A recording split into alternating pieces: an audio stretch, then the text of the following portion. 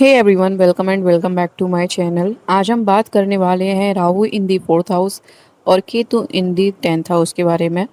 वैदिक एस्ट्रोलॉजी के अकॉर्डिंग राहु और केतु सैडो प्लैनेट्स होते हैं और ये इंसान के कार्मिक डायरेक्शन को शो करते हैं। राहु हमेशा उस चीज़ की तरफ पुश करता है जहाँ डिज़ायर और ऑब्सेशंस होती हैं, जबकि केतु उस जगह से डिटैच करता है जहाँ इंसान ऑलरेडी एक्सपीरियंस ले चुका होता है।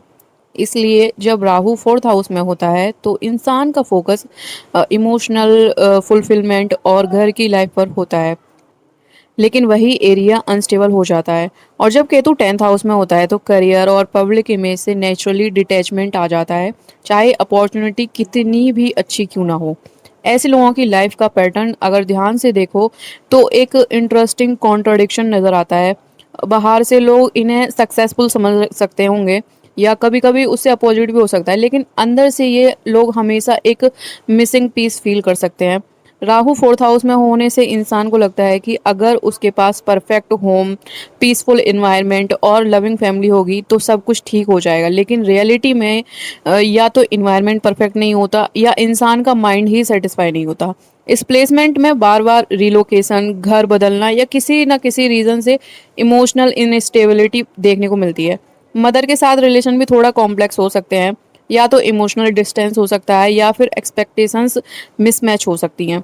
ये सब चीज़ें इंसान के सबकॉन्शियस माइंड को डीपली अफेक्ट करती हैं। राहु की एनर्जी इल्यूजन क्रिएट करती है, बेसिकली हम सब लोग जानते हैं। इसलिए इंसान को लगता है कि हैप्पीनेस किसी एक्सटर्नल चीज़ में है, जैसे बड़ा घर, लग्जरी लाइफस्टाइल या परफेक्ट फैमिली इमेज। लेकिन जितना वो उस डायरेक्शन में आगे बढ़ता है उतना ही उसे रियलाइज़ होता है कि अंदर का एम्प्टीनेस फील नहीं हो रहा है। ये प्लेसमेंट इंसान को एक लेसन देता है कि इमोशनल पीस बाहर से नहीं बल्कि अंदर से डेवलप होता है। अब दूसरी साइड पर केतु टेंथ हाउस का इफेक्ट समझना भी इक्वली इम्पॉर्टेंट है। टेंथ हाउस हमारे करियर को रिप्रेजेंट करता है, रेपुटेशन को भी रिप्रेजेंट करता है और सोशल इमेज का भी हाउस है। और यहाँ केतु आकर एक स्ट्रेंज इफेक्ट क्रिएट करता है। इंसान काम करता है, रिस्पॉन्सिबिलिटीज़ भी निभाता है, लेकिन उसका हार्ट फुली इन्वॉल्व नहीं होता। कभी कभी ऐसे लोग लाइफ में अच्छा पोजीशन अचीव कर लेते हैं, लेकिन फिर भी उन्हें लगता है कि ये उनके लिए नहीं है। इसलिए sudden job switches, career breaks या कम्प्लीटली डिफरेंट पाथ चूज करना कॉमन होता है। कुछ लोग कॉरपोरेट वर्ल्ड छोड़कर स्पिरिचुअलिटी, टीचिंग या फिर हीलिंग या क्रिएटिव फील्ड में चले जाते हैं।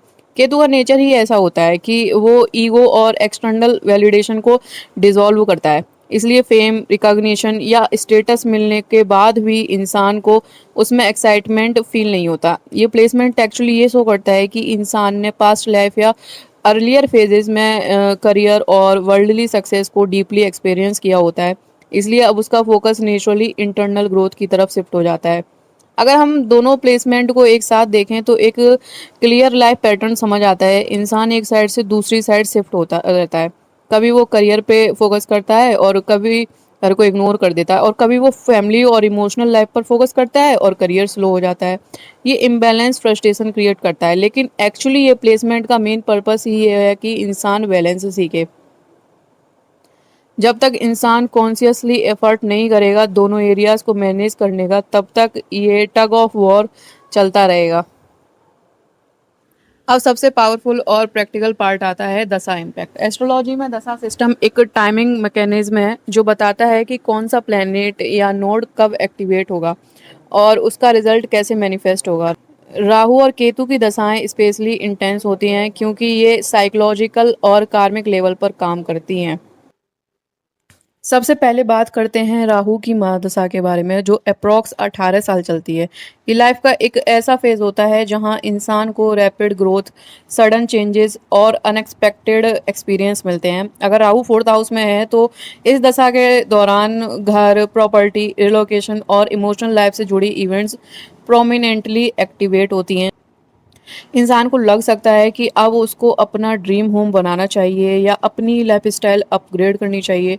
फॉरेन कनेक्शंस, फॉरेन सेटलमेंट भी हो सकते हैं इस दशा के दौरान पे। लेकिन राहु का नेचर ही इल्यूजन क्रिएट करना भी होता है, इसलिए इस पीरियड में कन्फ्यूजन, ओवर थिंकिंग और इमोशनल डिससेटिस्फेक्शन भी बढ़ सकती है। फैमिली लाइफ में मिसअंडरस्टैंडिंग हो सकती है या इंसान को लग सकता है कि कोई उसको इमोशनली अंडरस्टैंड नहीं कर रहा है। ये पीरियड इंसान को टेस्ट करता है, क्या वो एक्सटर्नल कंफर्ट के पीछे भागता रहेगा या अपने अंदर स्टेबिलिटी डेवलप करेगा। अब हम बात करेंगे केतु महादशा की, जो अराउंड 7 साल चलती है और यूजुअली लाइफ का टर्निंग पॉइंट भी होती है। जब केतु 10th हाउस में हो और उसकी दशा स्टार्ट होती है तो करियर रिलेटेड मेजर शिफ्ट्स देखने को मिलते हैं।